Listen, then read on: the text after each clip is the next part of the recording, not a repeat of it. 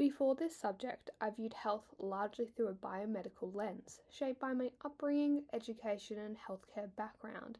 I saw it mainly as a product of biology and lifestyle choices. Although I'd encountered the concept of social determinants of health before, I never explored them in this much depth, especially in the context of Indigenous health, and I didn't fully grasp their profound impact on Aboriginal and Torres Strait Islander peoples' communities. I now understand that a lack of awareness in this area contributes to the entrenched health inequities. Engaging with the modules on early life, cultural determinants, and public health policy has completely reshaped my understanding. I now recognise that for Aboriginal and Torres Strait Islander peoples, health is not just the absence of the disease, it's a holistic concept, deeply connected to country, culture, community, and the ongoing impacts of colonialism and policy. This reflection explores how these modules challenged and shaped my thinking, how the social determinants of health are interconnected, and how I plan to apply these insights into my future role in healthcare.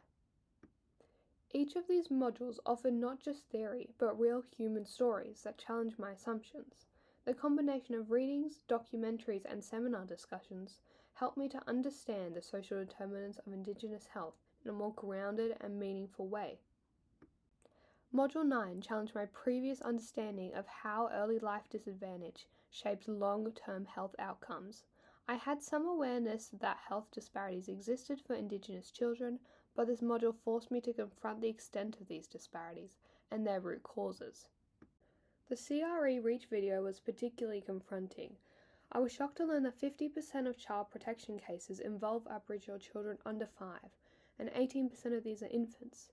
This showed me just how early systems begin to fail Indigenous families. I hadn't realised that when a young child enters the child protection system, especially in the early years, it can have a significant and long-lasting impact on their health, development, and well-being. This is a critical time for brain development, and the removal can lead to a loss of identity, culture, and increased risk of adverse life outcomes. The statistic that only 19% of these children are reunited with their family made me realise that proper cultural identity may not be maintained in non-Indigenous placements. Before I had believed that simply improving access to healthcare would be enough, I now understand that access without cultural safety is insufficient. Early system contact with both mothers and children is an opportunity to provide trauma-informed, culturally respectful care, an opportunity that is often missed.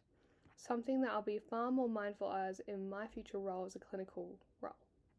The reading of Azarpi and colleagues on the health and well-being of Indigenous adolescents deepened this insight. I used to view high rates of youth mental health conditions and substance use as individual problems. I now understand these outcomes are driven by discrimination, disconnection from culture, and structural neglect. This changed how I view adolescents' well-being and emphasised the need for preventative strategies that are community-allowed and not imposed. Module 10 completely shifted how I understand culture, not just as a protective factor, but as foundational to well-being. Before this module, I would have ranked housing, education, or income as more important, but that has changed, and I now see how land, language, and kinship systems aren't just add-ons, but they are central to Indigenous health. The memorability video was powerful in shifting my thinking. As a non-Indigenous person, I hadn't fully appreciated how strong identity is tied to culture.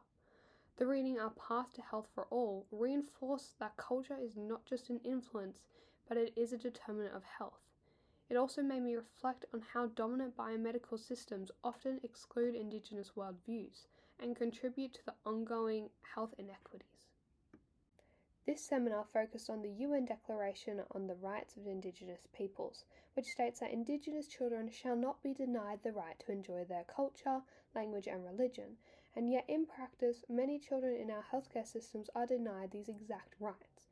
I now view culturally safe practice not just as the best practice, but as a basic human right that must be upheld. Building on from that, Module 11 transformed how I think about policy. I had always seen public health policy as abstract and somewhat disconnected from daily practice, but Professor Tom Kalmar's 2023 Reconciliation Lecture made policy feel personal.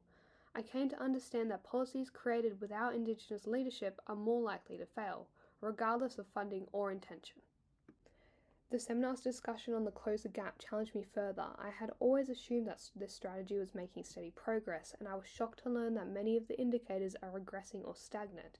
This really forced me to question my prior assumptions, as I used to think that if something was a government policy, it would naturally lead to positive change.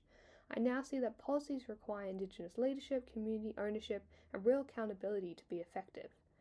This module reminded me as a future clinician, I can't just focus on individual patients, and I must also engage in the systems and policies that shape health outcomes. One of the key takeaways across these modules was how deeply interconnected all the social determinants of health are. Module 9 highlighted early disadvantage such as poor maternal support and/or child protection system overreach, which both have long-lasting effects on a child's overall health outcomes. These outcomes are intensified when a child is removed from culture and community. Module 10 revealed that culture threads through every other determinant, affecting access to care, how they recover from trauma, one's upbringing, connection to family and support systems, and how their identity is maintained across generations. Finally, Module 11 demonstrated that public policy can either entrench or elevate disadvantage. Poorly designed or imposed policies can magnify harm, while community-led policies can build resilience across housing, education, and health. Together, these learnings showed me that healing only happens when multiple determinants are addressed holistically. There is no single fix like access or funding, and they cannot succeed without cultural safety, community leadership, and systems change. I previously saw my future work as a surgical oncologist as focused on diagnosis, treatment, and recovery. Now I understand that every clinical encounter also involves cultural, social, and historical dimensions, particularly for Indigenous patients. Cancer outcomes depend not only just on early detection, but also whether patients feel trust in the system, feel culturally safe, and are treated in ways that respect their identity. If those needs aren't met, it's not the patient's failure, but it's a reflection of systemic inequity. Going forward, I will approach care with more curiosity, humility, and cultural responsiveness. I'll ask myself what else is going on in the patient's life that is affecting their health outcomes, and how can I adapt this to meet their cultural needs. Beyond individual care, I now see a role in shaping the systems I work within. I will support Indigenous-led research, push for ethical data practices, and push for policies that embed culture and language into care. I now feel a responsibility to Indigenous people and to advocate for hospital policies that prioritise cultural safety. I hope to do this by making it a priority to work closely with Indigenous individuals to make sure their needs are being met. This journey has reshaped how I understand health, not purely biological, but as cultural, political, and systemic. I'm leaving the subject not just with knowledge, but a sense of responsibility.